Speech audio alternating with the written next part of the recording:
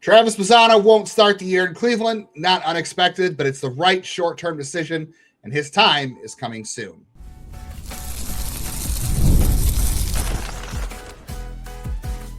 You are Locked On Guardians, your daily podcast on the Cleveland Guardians. Part of the Locked On Podcast Network, your team every day. Hello, everybody. Welcome to the show today. I'm Justin Lada, joined, as always, by my friend and co-host, Jeff Ellis. And this is Locked On Guardians, brought to you by MLB The Show 26. Visit MLB.theshow/LockedOn. Use code LockedOn to unlock a pack for use in Diamond Dynasty. Available now. PlayStation 5, Xbox Series S and X, Nintendo Switch, rated E for everyone. Later in today's episode, we're going to explore the encouraging signs from the Guardians bullpen candidates and an interesting development in the rotation battle. Coming up, the Guardians need to make a critical decision on the outfield before opening day. But leading off, Travis Bazzana will start the year in the minors, and if that's the right call and for how long. So if you haven't been following along, I'm sure you have, Travis Bazzana was told that he will start the year in the minors. He will not break camp with the team. Not unexpected. I don't think anybody thought that he was going to start the year in Cleveland. Now, I could say he is one of their best 26 players, and he should, and I wouldn't have an argument against it. But I think you could have an argument against it, potentially. Well, yeah. I think there's an argument against it, potentially. I'm not saying I'm going to mount it. I'm saying if they did keep him on the roster to start the year, I could understand. Yeah, I can understand it both ways. Like I think agreed. He's one of their 20. Sorry, I think he's one of their best 26 players right now. But I also do think there is a logic to why he's going to AAA to season. I mean, he hasn't had enough time in camp, right? And he's played under big pressure in the WBC, but not a lot of good competition. And you want your best 26 for the year, but is the best version of Travis Bazzana going to be March 26th? Or are you going to get the best version of him, let's say, like Memorial Day or June for the bulk of the year? Like, what's the best version of him you're going to get? Is it right now or is it in June? Because there's a possibility it's June. Yeah, I mean, here's the thing. Like, he came to camp and we knew it'd be, and it's hard to get on a roll. Like, we saw Rhys Hoskins have one of the worst springs I've ever seen, and now he's doing great. And we'll get into that later in the show. Nuked baseball tonight. Yeah. But with Bazzana and him starting camp, going away, coming back, he's had ups and downs, but at no stop has he really lit the world on fire. And last year, there were still some things in his game that he needed to work on. And I can't say for sure that, you know, he has been more aggressive. I'll say that. We have seen him taking more swings. You know, some of the, I'm not concerned about passivity at all. I'm not really concerned with him as a player, but there is, and I know people are going to sit here and be unhappy because they're not the biggest fans of the infield, but especially kind of at the start of the year, I think I know. and like, I think he's shown like a better glove than many of us gave him credit for so far in camp and in the WBC. But like, I think you really want to start out the year with your strong defensive foot forward. And I don't have an issue with going defense first. And it might've been Everyday or Dave Waddell. It might've been someone else who talked about, it's like, well, you know, if Chase manages to stay healthy and Bo takes this step forward and, you know, the Quan and Jose and Manzardo do what they're supposed to, and Hoskins is above league average, isn't it all of a sudden a situation where actually they can hide a Gabby Arias defensively? Are they actually a chance in that lineup? Rocchio? I mean, that's the thing. Eventually, you're going to probably take, and that'll be the interesting debate, like who's the better defender at shortstop? Because I don't really see a pathway to Rocchio being better than average, right? Like his offensive... feels to me like his offensive ceiling is Ahmed Rosario. Maybe I'll be wrong, but you know, there's some degree of that. But he just thinks he can run like Ahmed could. That's the problem there. But yeah, Bazzana, there's some things he can work on. Yes, it also delays service time, and I don't know. I got to be honest. Like, I know everyone's gonna get mad about this, but I don't hate messing with service time. I don't hate getting an extra year of Travis Bazzana. Like, if a 2-month delay means you get 7 years instead of 6, then hey, especially because you already have, Chase the Ladder, who you're maybe hoping is going to be your rookie of the year candidate anyways, as a top 100 guy. So is he potentially their best second baseman? Yeah, potentially. But I don't think any of us can say right now for sure. He would be the best second baseman on this team at this very moment when you look at some of what we've seen, some of the things he's still working on, as well as the defense, which has been better than expected. But I still think Rocchio is the superior defender at second. Yeah, I think that's going to be the case. Like, Bazzana definitely has improved defensively. Like, I think there's a good chance he's at least average, and maybe there's a world where he gets to above average, like a 55 grade, which is maybe better than I thought. But maybe maybe I should have given him more credit, because he is a good athlete and he has work. He has incredible work ethic. So like, we knew he was going to work at it. If you can get an average defender out of him, I think he's going to be an above average hitter. Second base is a very poor position throughout baseball. Like, you're going to get a lot of value out of him, and he probably is a multi-time All-Star. 2020 seasons, guy who gets on base a ton, steals bases, that kind of stuff. But yes, I know it sounds like I don't know what the right word to phrase it. It sounds like I'm giving Cleveland the benefit of the doubt here, or I'm on the payroll, whatever you want to call it. It sounds like I can't pick a lane, but like I said, I get it. Like, Bazzana, if you told me he's on the opening day roster, I'd say, okay, that makes sense. Like, he's better offensively than Rocchio right now. And yes, defensively, he's not as good, but he's one of your best 26 players. And the idea is to have your best 26-man roster. But I'm not against the service time thing, because I think he's going to be a special player. So you get the extra year out of him. And I also think there's merit for him going to AAA, getting his feet under him, working on some things, making some adjustments, seeing the ball, and coming up when he's hot later on. Like, I think there's merit to that as well. And the idea, this applies to all teams, not Cleveland, obviously, but it applies to all teams. Not everyone is going to have their best version of their 26-man roster up on March 26th to open the season, right? Like, nobody. I don't think even the Dodgers will have their best version of their team on March 26th. That's just not how it works in baseball. The idea is to have your best 26-man roster for as much of the season as you can. So that applies to everybody. And I think there's a very good chance that the best version of Bazzana on this roster might exist, like I said, in late May or early June, rather than out of the gate.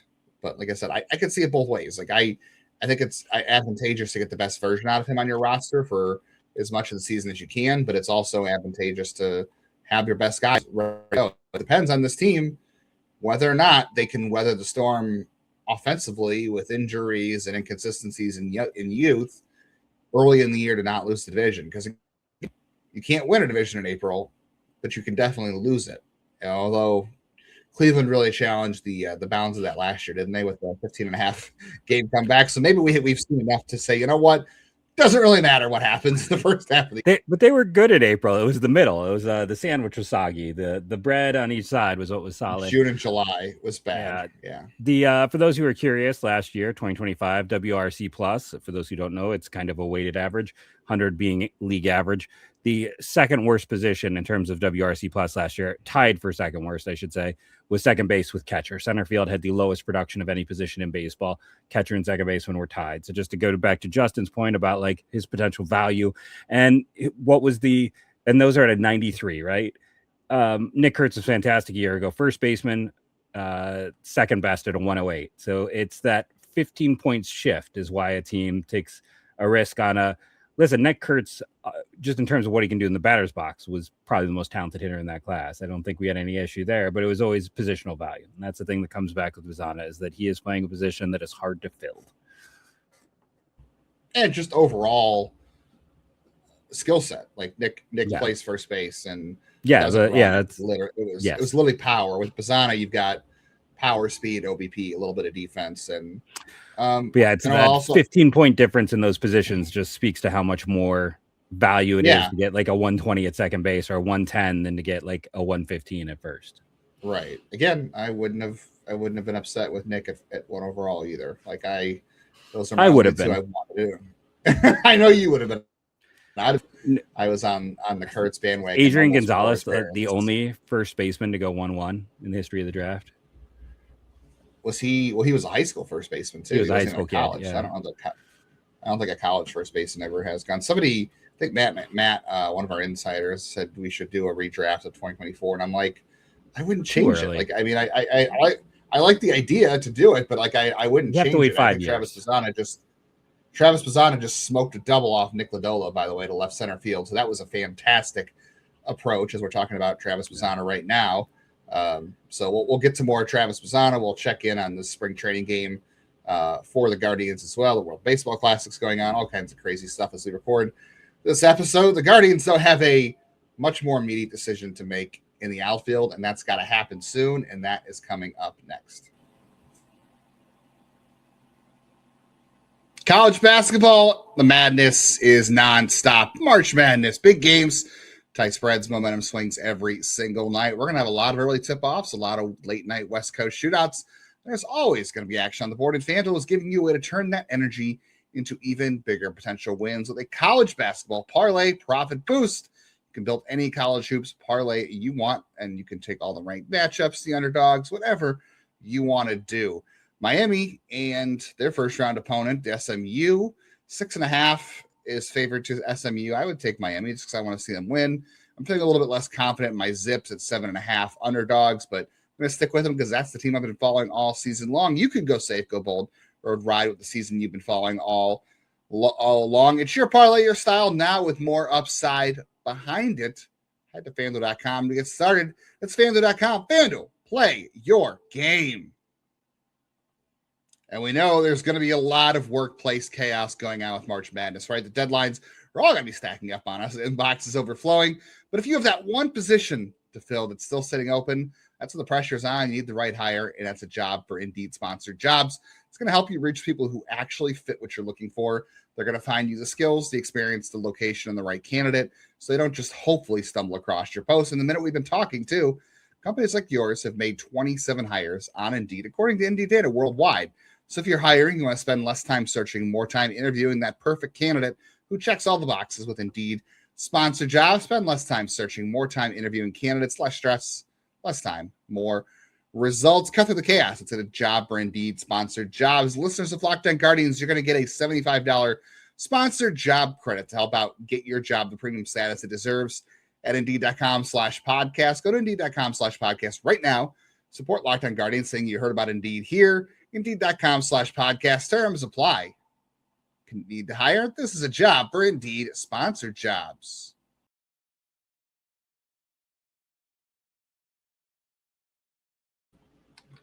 Join the Everydayer Club, and with code MARCH, you get your first month free. If you sign up before the NCAA tournament tips off on Thursday, you can compete against us and our men's and women's brackets. The winner is going to get $100 in Locked On merch. The rest of us, we can all start a fire with our brackets that are end up being terrible, which I know mine will. Plus, we can talk about it in the members-only chats. As a member of the Everydayer Club, you get ad-free episodes of Locked On Guardians, and it's all free for a month using code MARCH at LockedOnGuardians.supercast.com. Jeff, you were giving me more information on first baseman. Is that what you're trying to lead off this? Yep. Well, okay. I was just sending it to Justin. First off in the comments, tell me who wants this type of information. Who wants us to do the research as it's happening? Let us know if you like this. Well, Ron Bloomberg in 1967. I believe the draft started in 65.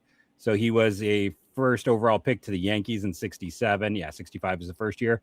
Harold Baines in 1977, who was one of the lowest paid first round picks ever. Like the White Sox drafted him just because he'd be cheap. And then, as we mentioned, Adrian Gonzalez in 2000. So we've had 3 first basemen go first overall, all 3 high school players, all 3 made it to the big leagues, and 2 became multi-time All-Stars. Gonzalez actually has a higher career award than Baines because he was a pretty good defender too. But an underappreciated talent is what I got kind of going through all this. So yeah, that is. There you go. See, should have hit Nick Kurtz. There's your redraft, Matt. There's never been a college first baseman that's gone first overall. No, not at all. Well, let's talk about another guy who has a lot of injury problems and is not going to be playing in the majors to start the season. That's George Valera. He is still dealing with a calf since last Monday, so he is not going to be ready to go to start the year. I know we had some comments in the Everydayer Club on the Discord saying, can already hear Jeff saying, I told you so, which, hey, I think they're right. Like, this is what happens with George Valera. No, I think they were saying, and I agree, like, it's just what we expect at this point. Like, he was doing good. He was playing and every day, and then he got hurt. And that's what happens to George Valera. That's why you need contingency plans. So he's not going to start the year on the opening day roster, which, again, we talked about not having the best 26 on March 26th. You just want to have him for the bulk of the year, and who knows what that looks like with this outfield, honestly. Like, it's going to be an evolving door, like, right, revolving, not evolving door. Doors don't evolve, they revolve. Sorry. I don't want to meet an evolving door. That feels like something that would eat us. I don't want an evolving door. Well, yeah, embrace AI overlords. So the sad part of this is, God, I Nolan Jones is going to make the team, isn't he? I mean, I think there's a chance he doesn't. And you and I were discussing this off air, so I think Justin just served me a softball here to let me talk about something, because I just couldn't get past my natural inclination to cringe at the idea that we're going to see Nolan Jones play again. I think there's a pathway. I love Nolan, by the way. Great dude. Oh, great, fantastic kid.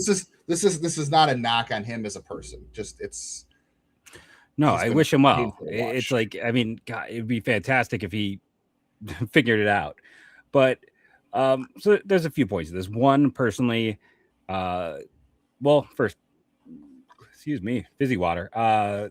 Today is Stuart Fairchild and Rhys Hoskins' birthdays, both of their right-hand additions to this team. And I mention that because I'd rather have Fairchild on the roster. I have to be honest.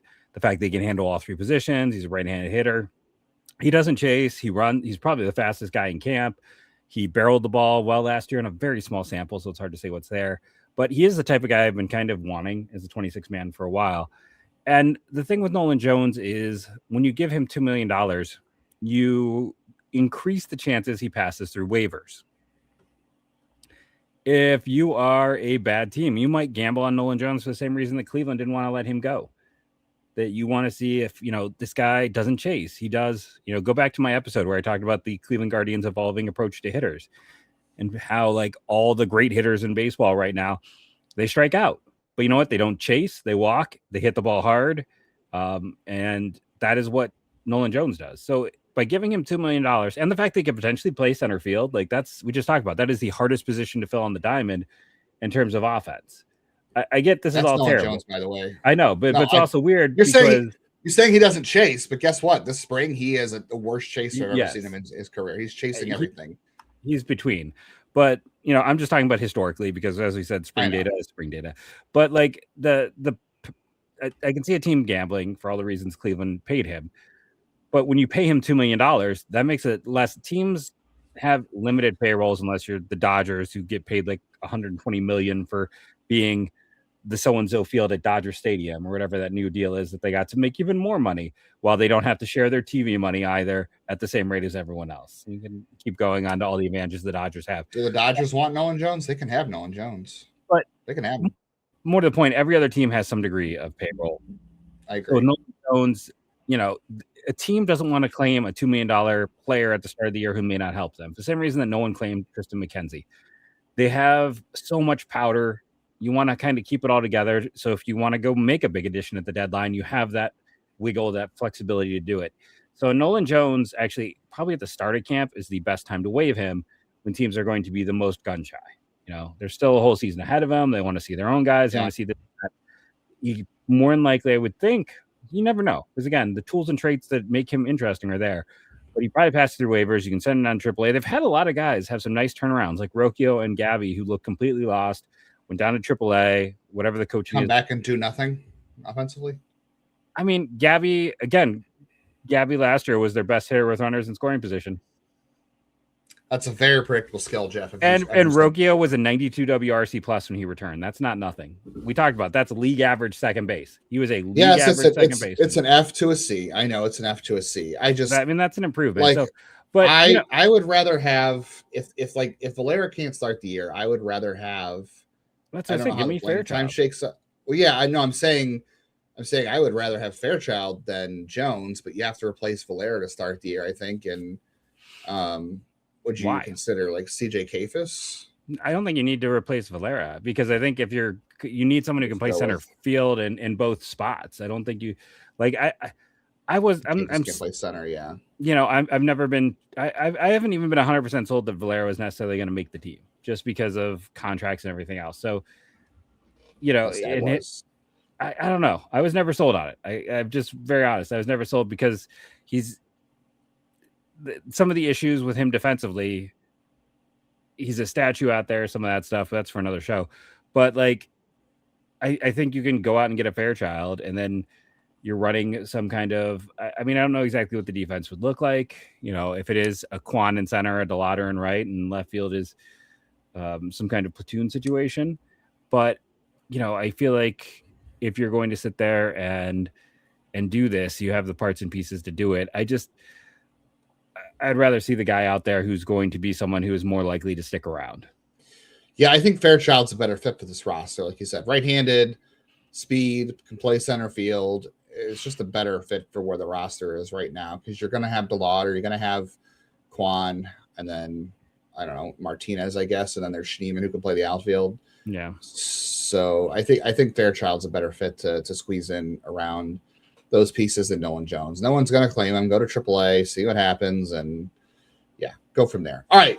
We'll talk more about this spring training game, but right now, we still know that the status of Hunter Gaddis is a little bit unknown, but there's a reason to feel good about the bullpen, and we are going to discuss that next.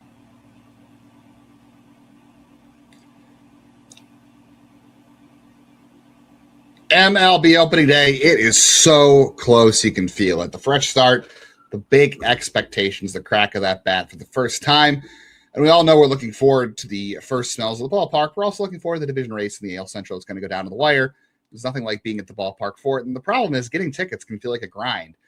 Surprise fees at checkout, opening day sold out. Nobody likes that. And that's why there's Game Time, right? Game Time is the app that gives advantage back to fans like you and I. With constant innovation, it's how we unlock amazing tickets and experiences in just a few taps. Very simple to use. The Game Time guarantee means you get 100% authentic tickets delivered on time with the best price. And the price you see is the price you pay. All the fees are included. I've used it multiple times to go to events last minute. I trust Game Time to find me the best price and deliver me the tickets to get where I want to go. Take the guesswork out of buying MLB tickets. Download the Game Time app. Create an account. Use code LOCKEDON for $20 off your first purchase. Terms apply. Again, create an account. Redeem code LOCKEDON for $20 off. Download the Game Time app today. You know, I am always excited to be talking about MLB The Show. I'm thrilled that they are the sponsor of today's show. MLB The Show 26, the greatest game in baseball, is back. It is here. And baseball fans, you're going to have a hard time pulling yourself away from this game. I grew up playing the show with my friends, a lot of late nights in franchise mode. Also played Diamond Dynasty. I've already got Nick Kurtz, Diamond. I've already got Fernando Tatis. I've already got Hunter Brown. So I'm already on my way as I play the game. I'm collecting some of my favorite names. I had to get my guy, Nick Kurtz, right? If you're a gamer or a baseball fan, you want to enjoy America's favorite pastime in a new, exciting way, you're going to love MLB The Show 26. Play your favorite team and franchise players. See if you have what it takes to win your own World Series. Visit MLB.theshow/LockedOn. Use code LOCKEDON to unlock a pack for use in Diamond Dynasty. Internet connection required. MLB The Show 26 is available now on PlayStation 5, Xbox Series S and X, Nintendo Switch, rated E for everyone.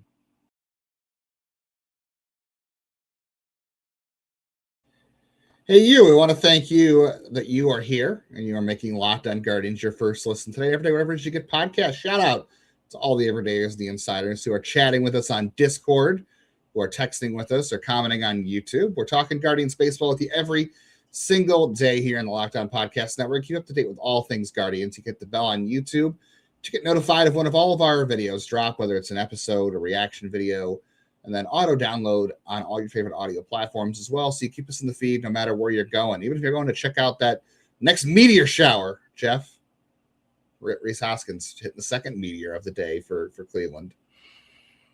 Yeah, it's I heard about that. But yeah, I was just kind of looking at the box score, and I'm like, did Jeff? I know you don't live in Ohio, so I was like, did Jeff not tune into the fact that we had a meteor or a meteor? No, I mean, I have a mother who tells me everything that still happens in Ohio. So I heard about it first thing. She watches my daughter after school, so it's first thing when I came in the door.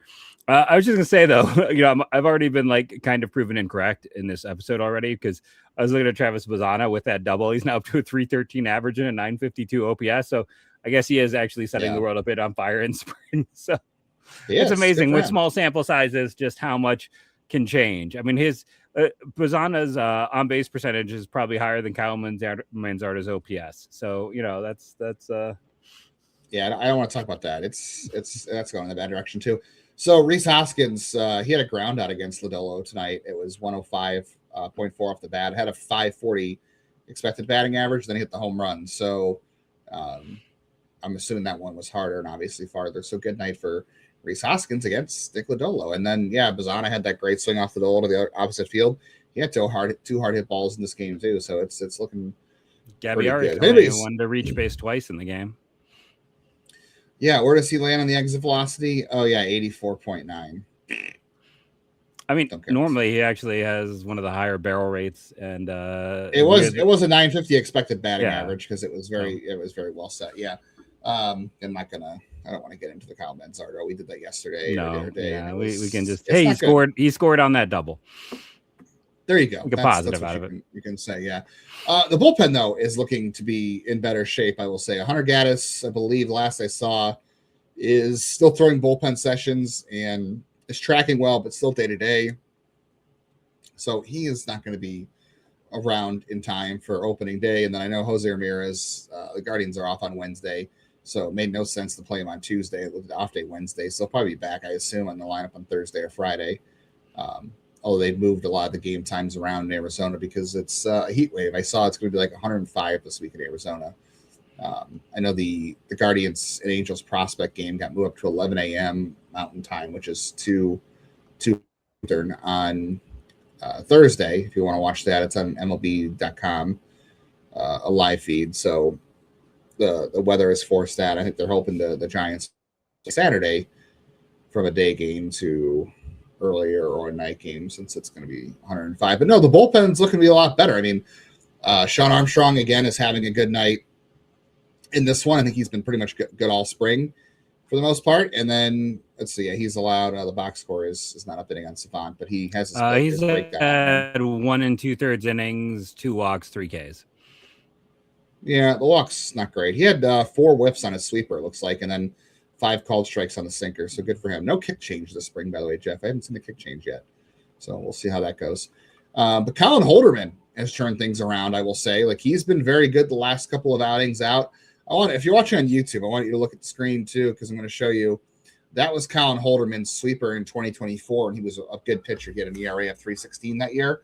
You can notice that he's locating that sweeper a lot down to his glove side, so basically away from righties and down and into lefties. That's where the red zone is. If you're reading and not or listening and not watching, I'm going to show you the 2025 one. Look where he located a sweeper here. If you're on YouTube, the highest percentage location, the heat map, is up and into righties where his sweeper was landing. So he was literally unable to command the sweeper into an effective zone. He was, instead of throwing it away, down and away from righties and low and into lefties, he was throwing it high and into righties and basically over the middle of the plate to lefties. So that was a big thing for Colin Holderman. I don't have the heat maps for the spring, but he's been throwing the sweeper for more strikes this spring. The results are good for what that's worth. So I think that's a big change for him is sweeper location. The sweeper's always, Colin Holderman's always had really good stuff plus numbers. So I think that's going to be a fun one. And then Tim Herrin has been phenomenal this spring too. The fastball has more zip again. He's back into the 95, 96 range. He's throwing it for strikes. He's commanding his breaking ball. And then Peyton Pallette, they were, the Guardians lay out who's going to pitch every single day in spring training to make sure everybody gets the right amount of work and has the right days they're working. And the plan on Monday was for Trevor Stephan to work the 9th inning. Well, Peyton Pallette was so good, they skipped Trevor Stephan, and Peyton Pallette went out and got a 2nd inning, and he's throwing 97 with a slider that wound up on the top stuff plus leaderboards for Monday in spring training. So, like, I'm feeling pretty good at the bullpen despite the Hunter Gaddis thing. Like, you talked yesterday about and Alaman and Wall, all being potential impact guys later in the year. As long as they can take their time with Gaddis, right? They can be careful and him come back slowly. Like, I feel much better about the bullpen. That's a good thing to do with spring training, but I feel a little bit better about the bullpen right now. I'm of two minds. Like, I think, you can watch them and have them pass the eye test. And then my other concern with Herrin is, as good as he's looked, is he's faced basically A-ball level competition and his walk rate's been terrible. So it's like, it's the small sample. So it's like, it's always hard because with relievers, it's harder to evaluate them because they come in the game late. And what happens by the time they come in, the young players are in. So They can kind of go out and typically relievers are in the most advantageous position to perform well because most team starters are pulled by the time they come in. Like Tim Herrin's quality of opponent is a 7.1. So it's barely AA. Like a 7.1 is pretty low at this point in time because so many guys have kind of gone away. So it's, for a lot of these guys, and he's got a walk rate of 4.5, which was his big bugaboo a year ago. There's still a lot of room for concern for me just because spring training with relievers is they need the reps, they need to ramp up, but because of who they face and how regimented the pitching is, it's not an everyday type of thing. Like it might be the least projectable, might be the least valuable in terms of what you can take from it. So, I'm hoping that guys like Herrin and Holderman are these bounce back candidates, but like time has also shown us that like, typically, if you're lucky, you get one bounce back candidate instead of, they're counting on like almost 3 or 4 guys. So I do think they have the horses to make this work. And then they have the depth. If some of these players don't work out, that's why they threw a bunch of darts at high stuff plus guys. And basically, I think you're hoping for one of them to work out. But I am curious. I am cautiously optimistic. I know people will be like, oh, you're being so negative, but I'm just cautiously optimistic because we all know bullpens are flammable. We just know the situation for spring sets a lot of guys up to maybe look too good. And then I'll be curious to see how it plays out. But right now it feels like it's set. We feel like we know where it's going. And, there's reasons for solid optimism. I agree. No, I think that's a very fair measure take. I think cautiously optimistic is definitely the right call for that. I mean, again, Holderman, like you said, they threw a bunch of darts, and if they land 2, that's incredible. If you get 1, that's good. Yeah, I mean, I think the fact that Gaddis is throwing bullpens is on track is a good sign. I don't think we have to be worried about Gaddis at this point in time. Otherwise, he would be throwing if there were issues, right? You're going to get him back. You can afford to be slow with him if you need to. You got Armstrong, and then, one of these guys, like you're not going to throw Peyton Pallette into the deep end and have him, pitching the 8th inning with runners on with a 3-run or 2-run lead. Like that's not going to happen. But if Herrin bounces back, we've certainly seen that he can be a good reliever. So that can happen. Colin Holderman has proven in the major leagues he's an effective reliever too. Those guys have shown they have a track record. Now, obviously, they've had some struggles last year in the last 2 years, but they have at least proven to us they've been able to get major league hitters out. So we know that's in there. So that's why you can be cautiously optimistic, because if anybody is going to fix those guys or is going to help them bounce back, it's going to be Cleveland. That's where you give them the benefit of the doubt. And you're 100% right, too, by the way. Tim Herrin on Monday, in that great outing he had, he faced Carson Samas, who I don't even know who that is, Scott Kingery, who did hit a home run in that game, but is still Scott Kingery at the end of the day. No knock on him. And then Jonathan Long, who is a decent prospect, but he's still, I do like him quite a bit. I won't lie. Yeah. While Peyton Pallette, by the way, his first inning was Kane Kepley, but then he had Moises Ballesteros and Christian Betancourt, who are both major leaguers and have been higher end prospects. So Peyton Pallette probably faced the better opponents on Monday, and he did even better somehow than Tim Herrin. So good for Peyton Pallette. He's going to make this team, and that's awesome. I'm excited for him. Yeah, I'm definitely excited. Slade Ciccone did not pitch this turn to the rotation, told he's just throwing on the backfield, so it sounds like things are okay there. The Guardians are splitting up Logan Allen and Parker Messick. They were pitching on the same day before, and now they are pitching Thursday, Friday this week, so that was kind of curious. I thought maybe that had something to do with Slade Ciccone, but it turns out it doesn't at this point in time. Who really knows what it is? So yeah, we will see what happens. The Guardians are off on Wednesday, so we will not have much to talk about there. Tomorrow's show, Jeff, I'm going to come back and I am going to rank the affiliates, the potential rosters for each affiliate. We're going to see who has the best rosters in the farm system tomorrow. Oh, that'll be fun. I want to thank all of you out there today who made today's episode your first listen today and every day, wherever you get podcasts, to all of our everydayers, our insiders, all of you. Thank you for joining us on the #1 sports podcasting network, and go Guardians, go. Merry Christmas.